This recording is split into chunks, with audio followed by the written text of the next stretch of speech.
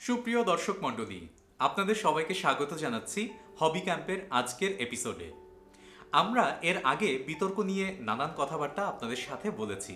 আমরা জেনেছি বিতর্কের উৎপত্তিটি কিভাবে হয়েছে, বিতর্কের বিকাশ কিভাবে ঘটেছে এবং একই সাথে বাংলাদেশে বিভিন্ন ঘরানার বিতর্কর চর্চা কিভাবে চলছে সে সম্পর্কেও আপনাদের জানানোর চেষ্টা করেছি।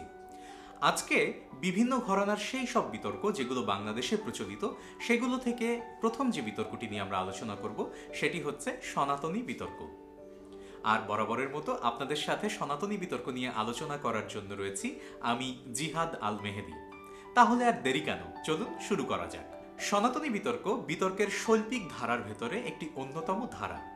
আমরা যখন সংসদীয় বিতর্ক কিংবা ব্রিটিশ পার্লামেন্টারি বিতর্ক করা শুরু করি, তার আগে অবশ্যই সনাতনী বিতর্কের পাঠ আমাদের শিখে আসা অতীব জরুরি এবং প্রয়োজনীয়।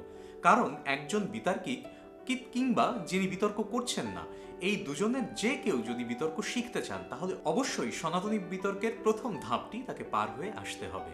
তিনি যদি সনাতনী বিতর্ক শিখে না আসেন তাহলে সংসদীয় বিতর্ক এবং ব্রিটিশ পার্লামেন্টারি বিতর্ক শিখতে তার একটু হলেও কষ্ট হতে পারে। আসুন তাহলে একটু বোঝার চেষ্টা করি সনাতনী বিতর্কটি কি। সনাতনী বিতর্কের একটি চমৎকার উদাহরণ দিয়ে আপনাদের বোঝানোর চেষ্টা করতে পারি। বাংলাদেশ টেলিভিশনে যে বিতর্ক প্রতিযোগিতাটি অনুষ্ঠিত হয় সেটি সনাতনী বিতর্কের মূল নীতি অনুসরণ করে অনুষ্ঠিত হয়। সুতরাং সনাতনী বিতর্ক শেখার জন্য আমরা বাংলাদেশ টেলিভিশনের বিতর্ক প্রতিযোগিতাগুলোকে ইউটিউবে দেখে নিতে পারি। সনাতনী বিতর্ক যদি আপনি এর আগে দেখে থাকেন তাহলে নিশ্চয়ই জানেন সনাতনী বিতর্কে দুটো দল থাকে। একটি দলকে বলা হয় পক্ষ দল এবং অপর দলটিকে বলা হয় বিপক্ষ দল। পক্ষ দলে তিনজন বক্তা থাকেন। প্রথম বক্তাকে ডাকা হয় প্রথম বক্তা, দ্বিতীয় বক্তাকে ডাকা হয় দ্বিতীয় বক্তা হিসেবে এবং তৃতীয় বক্তা থাকেন দলনেতা। একইভাবে বিপক্ষ দলে যারা থাকেন যে তিনজন বক্তা, তাদের প্রথম বক্তাকে বলা হয় প্রথম বক্তা, দ্বিতীয় বক্তাকে বলা হয় দ্বিতীয় বক্তা এবং সবশেষে যিনি থাকেন তাকে বলা হয় দলনেতা বা বিপক্ষ দলের দলনেতা। একটি বিষয় নিয়ে পক্ষদল এবং বিপক্ষ দল যুক্তিযুদ্ধে অবতারণা ঘটান এবং তারা নিজেদের যুক্তিতর্কের মাধ্যমে একটি বিতর্কের বিষয়কে তাদের পক্ষে অথবা বিপক্ষে নিয়ে আসার চেষ্টা করেন এবং এই পুরো বিতর্কটি যিনি পরিচালনা করেন তাকে বলা হয়ে থাকে মাননীয় সভাপতি অথবা মাননীয় মডারেটর। তার সাথে মাননীয় সভাপতি এবং মাননীয় মডারেটরের সাথেও থাকেন একদল বিচারক এবং একজন সময় সংরক্ষক।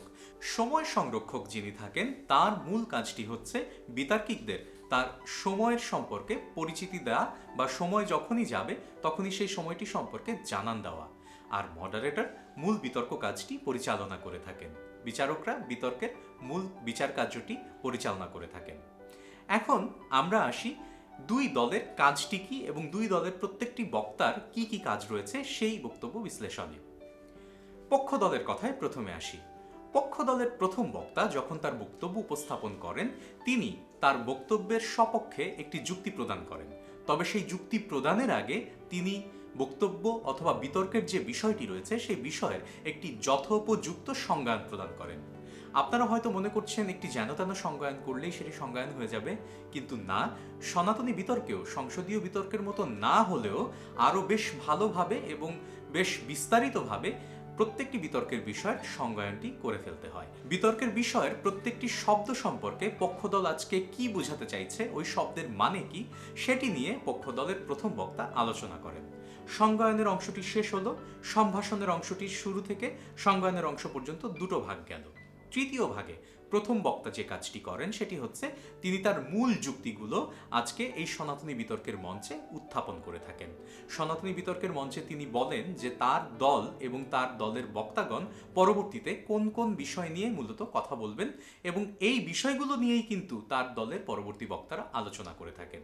এবং সবশেষে তিনি বিষয়টি যাতে পক্ষ দলের পক্ষে যায় সেই বিষয়ে মডারেটর বা সভাপতির কাছে আর্জি জানিয়ে তার বক্তব্যটি শেষ করে। পক্ষ দলের প্রথম বক্তার বক্তব্যের পরে মঞ্চে ওঠেন বিপক্ষ দলের প্রথম বক্তা।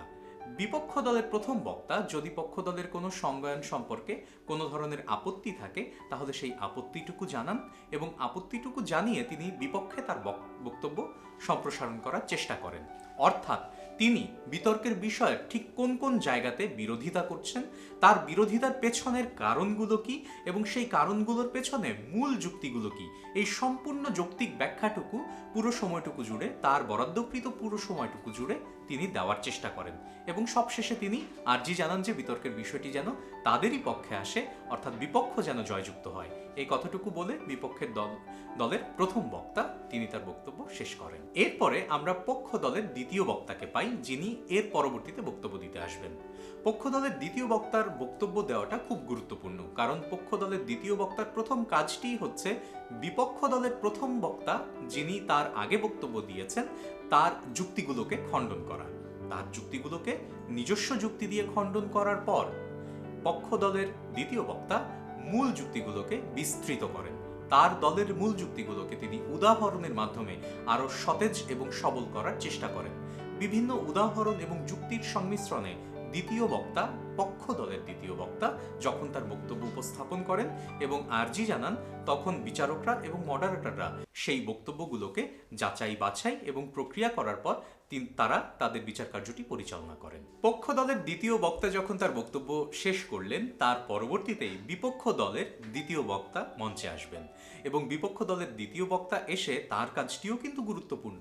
বিপক্ষ দলের দ্বিতীয় বক্তা তার আগে পক্ষ দলের যে দুই বক্তা বক্তব্য রেখে গেছেন, বিপক্ষ দলের দ্বিতীয় বক্তার কাজ হবে প্রথমত তাদের যুক্তিকে খণ্ডন করা এবং বিপক্ষের কোন কোন যুক্তির মাধ্যমে আজকে পক্ষ দলের যুক্তি এই মঞ্চে টেকে না সেটি বেশ ভালোভাবে জানান দেওয়া।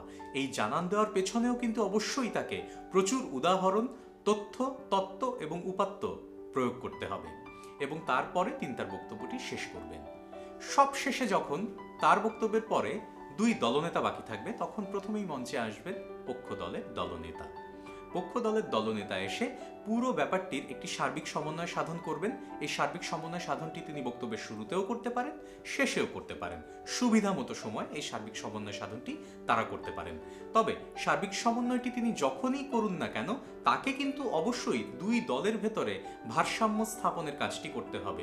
অর্থাৎ কেন আজকে পক্ষ দল সবচেয়ে বেশি যুক্তি দিয়েছে, বেশি উদাহরণ দিয়েছে এবং জয়ী হয়, সেই ব্যাপারটি আরো ভালোভাবে তথ্য, তত্ত্ব এবং উপাত্তের মাধ্যমে মঞ্চে বিশ্লেষণ করতে হবে।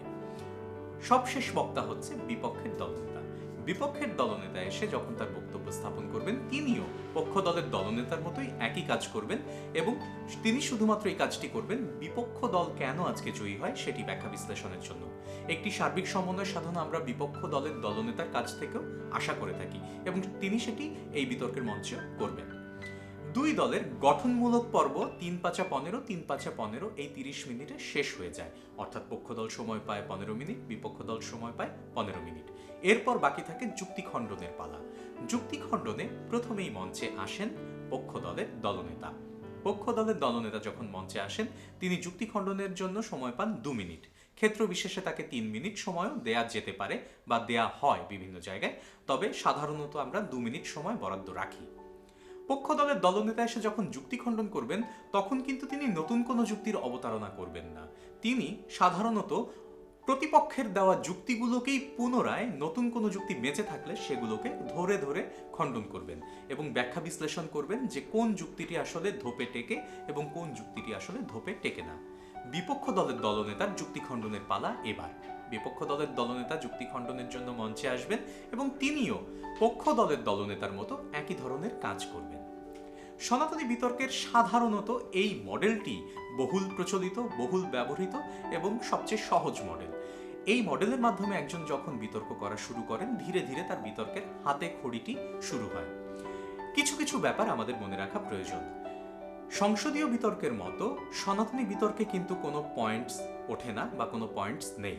সুতরাং সংসদে বা আপনারা যখন পার্লামেন্টারি ডিবেট করছেন, সংসদীয় বিতর্ক করছেন, তখন point of order, point of information, যে সম্পর্কে আমরা পরবর্তীতে ব্যাখ্যা করব, সেই জিনিসগুলো সনাতনী বিতর্কে কখনোই থাকে না।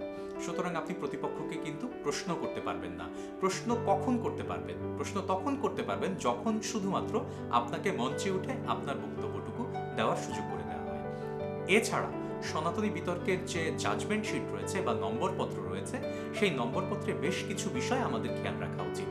সনাতনী বিতর্কে আমরা উচ্চারণ ও বাচনভঙ্গি, যুক্তি, তথ্য, তত্ত্ব, উদাহরণ, বিশ্লেষণী ক্ষমতা, মূলত এই জায়গাগুলোতে মার্কিং করে থাকি বা নাম্বার এই জায়গাগুলোতে হয়ে থাকে। সুতরাং আপনি আপনার উচ্চারণ ও বাচনভঙ্গি, তত্ত্ব, তথ্য, উপাত্ত, উদাহরণ এবং বিশ্লেষণী শক্তি এই জায়গাগুলোতে যখনই জোর দেবেন, কণ্ঠস্বরের ওঠানামাতে যখনই জোর দেবেন, যখন আপনার বিতর্কটিকে কাব্যের মাধ্যমে হোক কিংবা আপনার যুক্তির মাধ্যমে হোক একটি সুললিতভাবে এবং ভাব গাম্ভীর্যের সাথে আপনার সনাতনী বিতর্কটি পরিপূর্ণভাবে বিতর্কের মঞ্চে উপস্থাপন করবেন, আপনার সনাতনী বিতর্কটি তখনই একটি আদর্শ সনাতনী বিতর্ক হবে।